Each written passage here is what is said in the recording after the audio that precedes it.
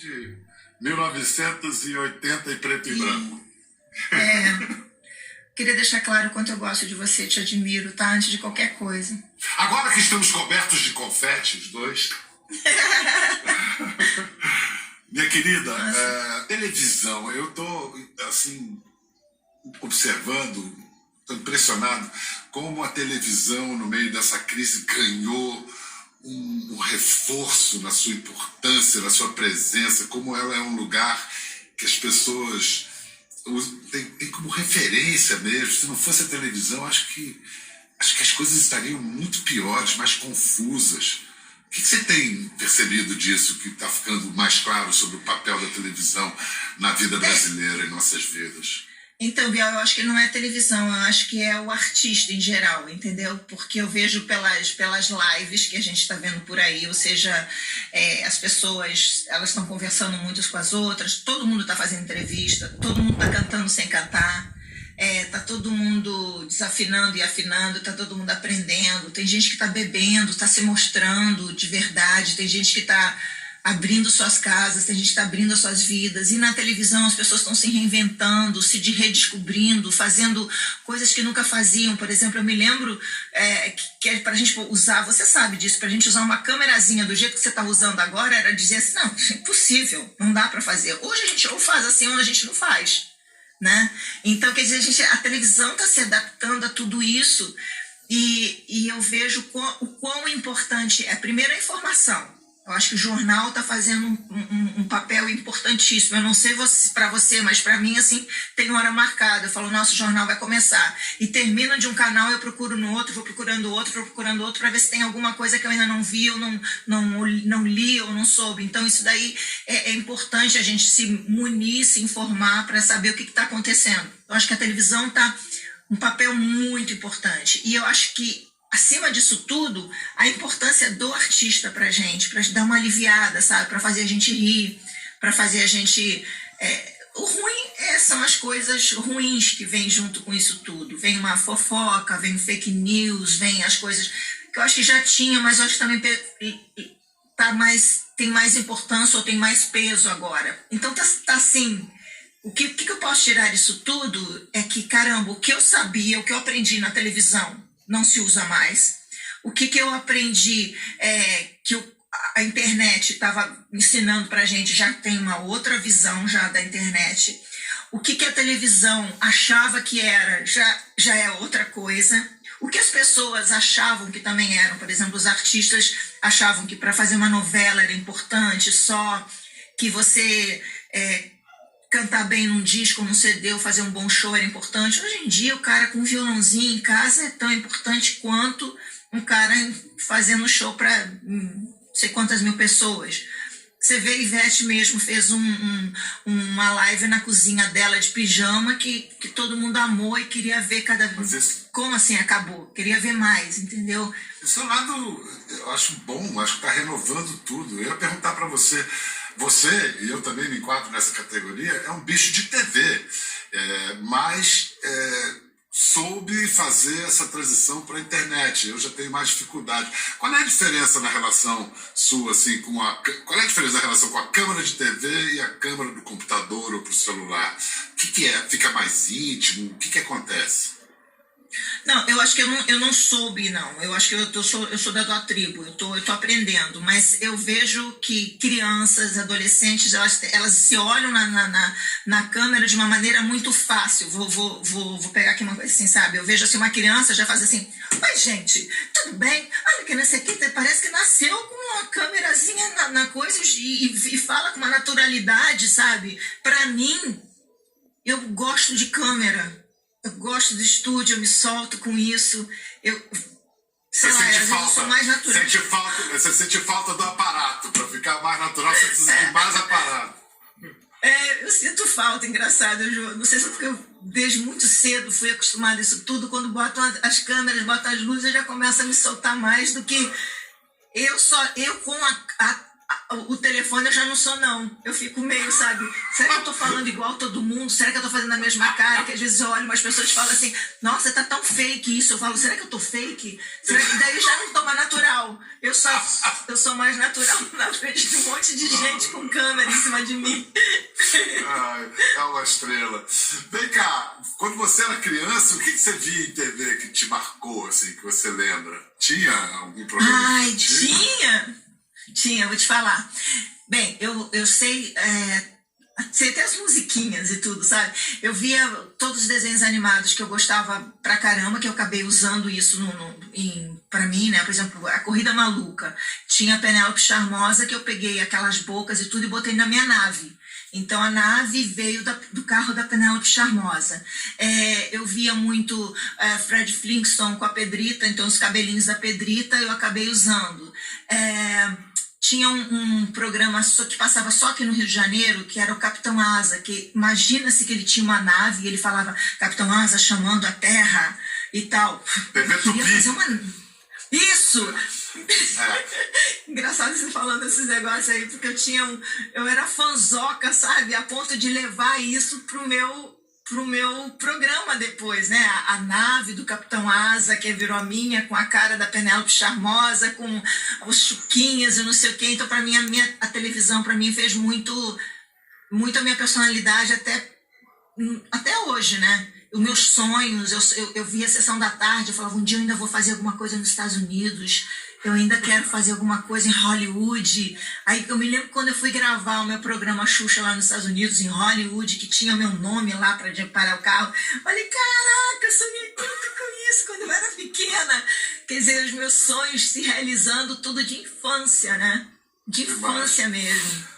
O cara que percebeu que você tinha tudo para fazer televisão foi o Maurício Sherman, né? Foi o cara que levou você para a manchete e revelou.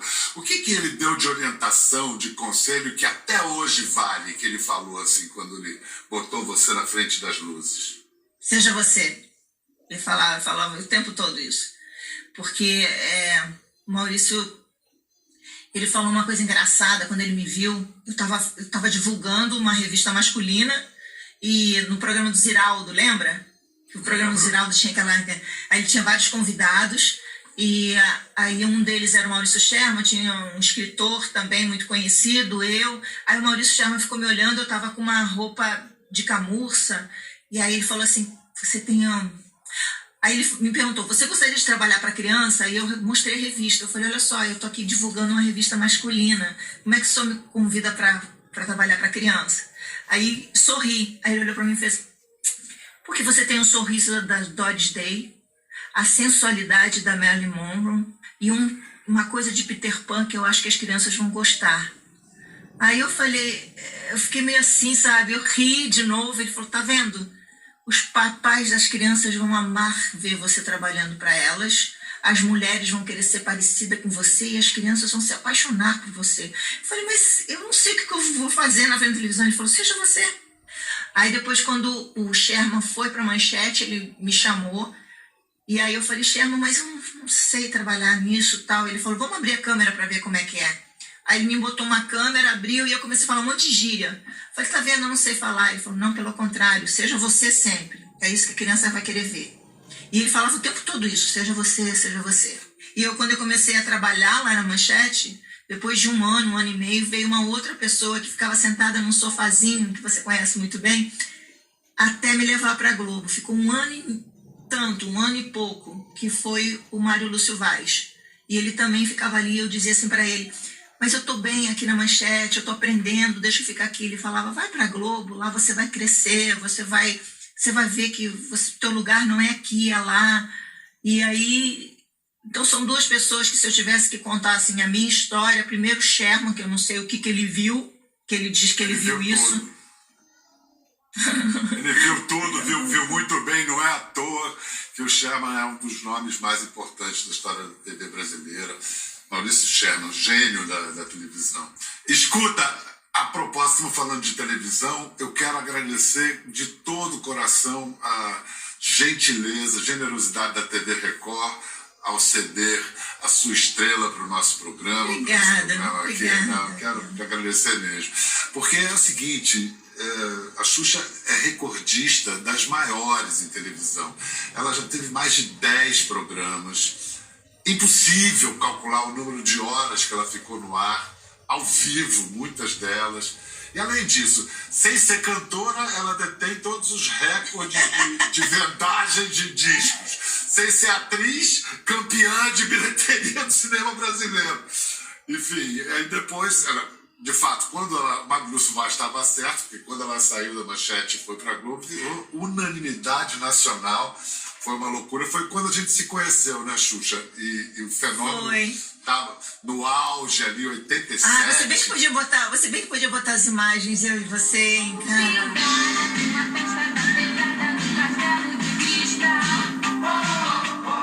Só queria dizer que era um Globo Repórter dirigido pela doce Tereza Cavaleiro. Minha boa! Pode mandar beijo pra minha ela? boa! Beijo, Tereza. E a gente acompanhou de perto durante, sei lá, meses a intimidade, o dia a dia da superestrela. Você lembra de uma entrevista que a gente fez várias, mas tinha uma que foi à beira da piscina, você de biquíni lá na sua casa de praia? Vamos ver um trecho daquela conversa, então. Meu maior defeito? Ser teimosa. Muito cabeça dura. Muito. Você gosta mais de bicho ou de criança?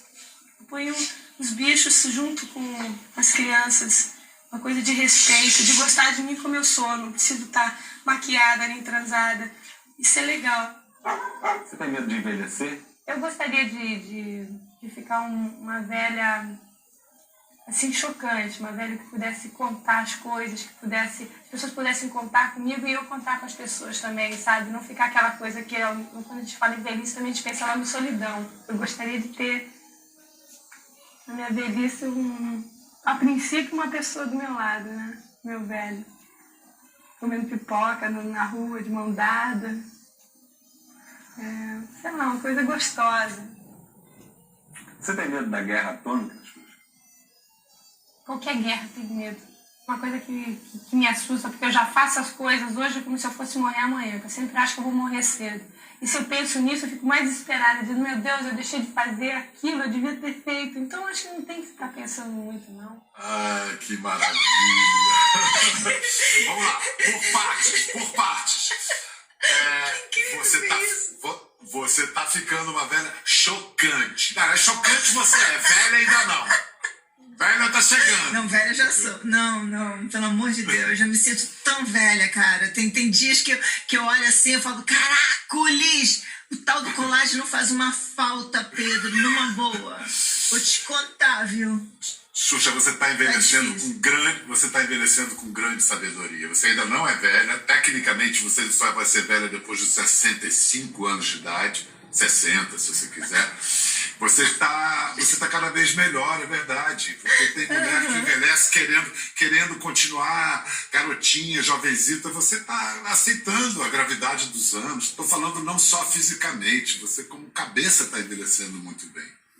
Ah, que bom. Eu acho que é pelo fato de eu ter uma pessoa que tá do meu lado e gosta de mim do jeito que eu sou, acho que dá uma ajuda legal, entendeu? Acho que eu estaria batendo pino, fazendo muita coisa errada se eu estivesse sozinha. Porque você sendo ariano e eu sendo ariana, a gente sabe que a gente tem um problema que, assim, sabe? A gente é muito carente nesse sentido. A sensualidade, sexualidade e a carência é muito forte. Então, acho que se eu não tivesse uma pessoa do meu lado, vou dizer, eu acho que eu estaria fazendo muita coisa errada. Então, para mim, deu uma sentada. Você tem um velho para comer pipoca, então, como você disse. Tenho, Sorte sua e sorte dele, né, o Júnior? Que bom que vocês se encontraram. A outra coisa que você diz nessa entrevista é que você ia morrer cedo. Pelo jeito, você não vai morrer cedo, já não morreu. Mas você disse que vivia como se sempre fosse morrer amanhã. Essa aflição passou ou você ainda vive como se fosse morrer amanhã? Então, eu acho que essa ali era aquela coisa meio que eu já tinha na minha cabeça que eu fazia tudo demais. Quando eu tinha que corria demais. Dormir, eu queria dormir demais, comer tudo. Eu acho que é um exagero, talvez, da minha personalidade, do meu signo, como eu tinha acabado de falar, nós que somos arianos. Mas eu sou bastante exagerada quando eu gosto, quando eu quero. Então isso para mim me fazia eu pensar que logo não é muito saudável. Eu acho que tem que ter a busca do equilíbrio. E naquela época não tinha muito esse equilíbrio. Hoje, com a maturidade, com a idade, eu acho que a gente busca um pouco mais, ou encontra um pouco mais, ou se acha nisso daí, entendeu? Eu me acho mais calma hoje. Você se acha mais calma. Eu também, sem dúvida, mas a tendência ao exagero fica. Fica. Apesar de, que eu acho que com aquela menininha que você estava falando lá de 20 e tantos anos, para agora, essa quase senhora, essa velha senhora, essa jovem senhora, eu acho que tem mais equilíbrio, mas ainda está faltando muita coisa. Eu acho que já está muito encrunhado isso em mim. Mas que bom, porque a gente precisa de muito tempo ainda para se acertar. O meu projeto agora é aguentar aí muitas décadas. Fiz um monte de criancinha, tenho agora um monte de bebê em casa, tenho que viver mais umas décadas aí para vê-las crescerem. E eu vou te dizer uma coisa, eu quero agora netos. Eu falo pra Sasha, a Sasha tá com 21 anos, eu falo, sem pressão, minha filha, mas olha, vamos rápido, porque eu quero brincar, eu quero levantar, entendeu? No colo e tal.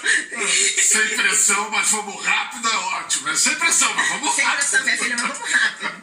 Não quero te pressionar, mas ó, vamos embora. Porque os seus baixinhos cresceram. E agora, a sua relação com os bichos só fez aumentar, né? Só fez ficar mais intensa com os bichos. Impressionante, como eu amo. Quantos bichos você tem aí hoje em casa? Aqui em casa são 8 cachorros, mais de 30 pássaros soltos aqui na sala. E eu tenho na casa de praia também tem uns outros bichos, pássaros e cachorros, mas é que eu não tenho sítio, né? Se eu tivesse meu sítio como eu já tive mais de 54 cachorros de uma vez só, tive macacos, micos, várias coisas, porque eu era mantenedora do Ibama. Então eu ia pegando os bichos que as pessoas aprendiam em feiras e tal, e tinha lá. Mas agora eu tô ligada a alguns órgãos que fazem isso, que soltam bichos, que ajudam bichos. Então eu tô sempre mexida com isso daí, porque ainda mais agora que eu virei vegana, né? Já vai fazer 3 anos que eu tô vegana, então vejo muito documentário sobre isso, quero ajudar, quero fazer, quero falar. Sabe aquela coisa, tenho que me segurar para não ser chata, porque eu amo tanto bicho que eu fico falando o tempo todo para as pessoas e porque eles são as coisas, cara. Eu amo de paixão. Se você me vê aqui eu acordando, eu acordo, sento no chão, vem aqueles cachorros todos para falar comigo, os pássaros vêm, meio Branca de Neve. É maravilhoso. Os pássaros que fazem a cama, né? Trazem os lençóis. Eu adoro aquilo. Faz um favor pra mim, Ju. Pega a labelinha pra eu mostrar pra ele, por favor. Eu tenho um aqui chamado Max, que é aqui do outro lado, que ele picou uma pessoa, uma criança. E ele, quando ele chegou aqui em casa, ele falou assim, Gabriel, tá sozinho? Eu falei, quem é Gabriel? E eu fui perguntar pro veterinário, vem cá, a criança que ele picou chamou Gabriel. O veterinário falou, como é que você sabe? Eu falei, porque ele perguntou se o Gabriel tava sozinho. Então eles têm um negócio... Como, Xuxa? Falou? Ele pergunta. É um papagaio africano. Ele falou, Gabriel tá sozinho? Caramba! Eles falam. Ele fala, Dona Maria. Bom, mas ele tem um playlist, ontem ele tava cantando assim, uma moça bonita de olhar agateada. O playlist dele é velho. O outro canta Hilarie, ele canta uma música antiga. Canta Hilarie? Olha que ele vai cantar Hilarie ao contrário, hein? Olha aqui, fala oi. Gente, mas é muito lindo. Não é? Isso é o quê? É um periquito? Uma ararajuba. Ararajuba. De onde são as ararajubas em geral, assim? Brasileira? Ararajuba é brasileira. Mas eu tenho aqui 3 australianos que são lores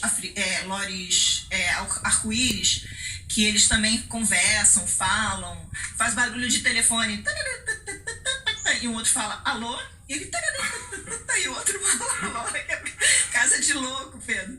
Você se reconhece vendo a Sasha? Você reconhece traços da sua personalidade nela? Sim, muito.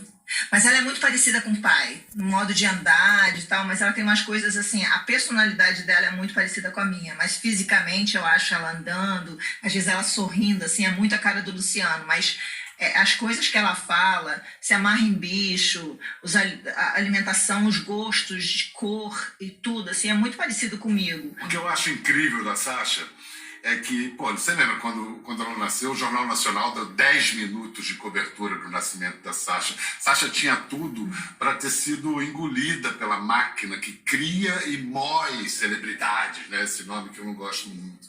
Mas ela não, ela está construindo a vida dela de uma maneira... É a filha da Xuxa, mas ela está construindo uma identidade independente. É muito bacana. Como é que vocês conseguiram isso? Foi uma parceria? É algo que veio dela? Foi algo trabalhado? Como isso? Eu acho que ela já veio... Eu acho que ela já veio pronta para ser minha filha. Eu me lembro que, quando ela era muito pequenininha, ela estava na piscina, lá na Casa Rosa, e eu estava perto dela, ela estava dançando, brincando na piscina, olhou para mim e falou: mãe, você vai me bater? Eu falei: não, filha, nunca vou te bater. Aliás, quando você crescer, você vai entender que a mamãe faz uma campanha para os pais não baterem nas crianças, educarem sem bater. Eu batendo no maior papo cabeça com ela, que tinha, sei lá, 2 anos. Ela fez assim: ah, que bom, porque nas outras vidas, com os meus outros pais, as minhas outras mães, eles me batiam muito. E eu fiquei com isso na cabeça, sabe? Eu falei: caracoles, se realmente isso existe, a minha filha já veio preparada para vir para uma pessoa que nunca levantar a mão para ela. Eu acho que ela realmente escolheu. Ela disse falou isso essa com 2 anos de idade? Acima de tudo, isso tudo que as pessoas veem, que ela é uma menina bonita, uma menina... ela tem um coração muito bom, sabe? Muito bom. Eu acho que seria muito ruim se eu tivesse uma filha que não tivesse essa índole. Eu acho que eu ia me sentir muito mal. E eu tenho muito orgulho dela ter essa índole. Não fui eu que ensinei, eu fiz, pelo contrário, eu acho que eu mimei demais, eu dei tudo. Ela podia ser um nojo. E não é, entendeu? Que bom, né? Quando chega essa idade que filho não deixa de ser filho, nunca vai deixar, mas passa a ser um amigo também, né? Isso é muito legal. Agora, você falou de... Vamos voltando aqui à nossa retrospectiva da televisão brasileira. Você falou de uma coisa que no século passado era quase considerada como normal, que era bater em criança, né? E outras coisas havia que eram consideradas como normais, corriqueiras, e que hoje são muito mal vistas. Por exemplo, numa campanha de fim de ano da Globo, tente, faça um 92 diferente. Você fez uma graça de musical ao lado do gigante Orson Welles, falou que era o maior ator do mundo, grande Otelo. Mas você estava pintada de boneca de piche. E a tal da ideia do blackface, que hoje... Bom, antes da gente falar disso, vamos assistir, porque na verdade é muito bonito o número, mas hoje seria chocante. Vamos ver. Veio danado com meus caloquinhos, quase cortado no meu colarinho, vem empurrando quase toda a gente. Tá vendo, Benzinho? Tá vendo, Benzinho? Nego, tu veio quase no arranco, cheio de dedo dentro dessas luvas. Tem um ditado, diz nego de branco: é sinal de chuva, é sinal de chuva, é sinal de chuva. Primeiro, o Otelo era um monstro da história da cultura brasileira. Eu imagino que você devia estar muito emocionado de estar ao lado dele. Muito. E como é que ele reagia à história de você de boneca de piche, blackface? Ele não devia achar nada demais. Nada, ele adorou. Ele falou: nossa, que linda que você ficou, que linda. Ele estava assim, foi tudo tão bonito. Realmente... Se você parar para você pensar e ver todos os programas meus antigamente, politicamente incorreto, quase todos eles. 80% das coisas que eu fazia no show da Xuxa era politicamente incorreto. Da maneira que eu falava com as crianças, as coisas que eu fazia, as merchans. O jeito que se vestia. Né? O jeito que eu me vestia, as músicas que tocavam. Era uma coisa assim que teria sido... eu teria sido crucificada se eu tivesse feito isso hoje em dia.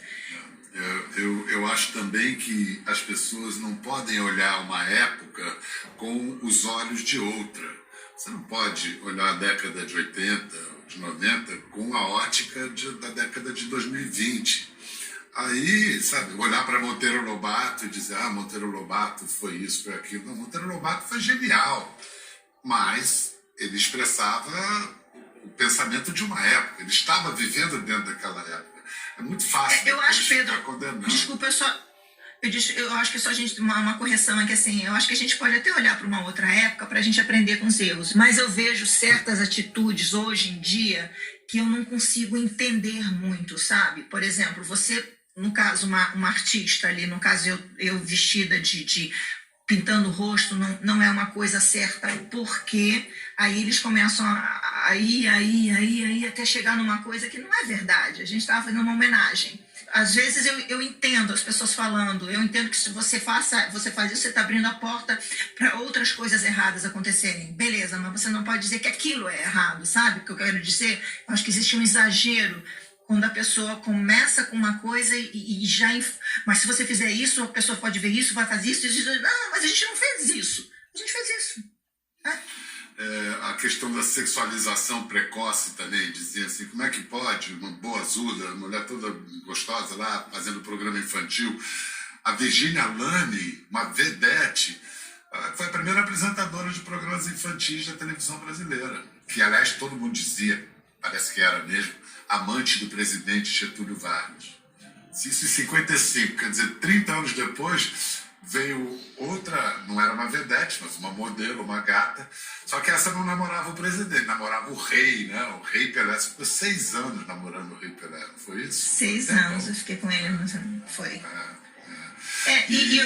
Eu acho que essa coisa também de me botar uma modelo, botar ali para trabalhar para criança, eu acho que foi uma coisa assim, muito audaciosa pelo fato de eu não estar preparada, a televisão acho que não estava preparada também para aquilo tudo, mas eu acabei chegando no momento, acho que as pessoas queriam ver aquilo. Eu acho que a minha sensualidade era muito maior, porque nas fotografias a gente, naquela época, os anos 80, era muito sensual. As mulheres tinham que fazer muitas caras e bocas, empurrar, sabe, o corpo para lá, fazer aquela coisa muito... Hoje é muito mais natural. Antigamente era uma coisa muito forçada, sabe? Então a sensualidade era muito presente. Então eu acho que foi um risco muito grande que realmente o Sherman correu em dar esse espaço para mim na televisão, a Globo mesmo, em ter me colocado das 8 às 10, das 8 às 11, das 8 ao meio-dia, das 8 a 1, de segunda a sexta, de segunda a sábado, de domingo a domingo. Eu tive muito tempo para aprender, né? Porque foram 29 anos aí, e eu acho que eu acabei aprendendo lidar com a televisão, com a câmera, com tudo. Eu fui me arrumando, as roupas também naquela época eram cada vez mais aquelas coisas bem cavadas, então eu tinha que, para seguir a moda, eu tinha que seguir a coisa sensual e sexual muito, e para criança juntar isso. Então, se você vê por esse lado, o que eu estava fazendo ali, eu não estava querendo sensualizar ou sexualizar ou estimular isso para as crianças, mas se eu não fizesse isso, eu estaria fora do que estava acontecendo diariamente, da porta para fora. Todo mundo fazia isso na praia, na piscina, nas músicas, nos clipes, videoclipes, na televisão, nas aberturas de novela, de tudo. Era natural isso. A contradição não era sua, a contradição era da própria televisão, da própria cultura, né? Era um sintoma da cultura. Eu me lembro que em 96, quando eu voltei da minha temporada da Correspondência, eu entrevistei você e perguntei se você, isso lá na Casa Rosa, se você era livre.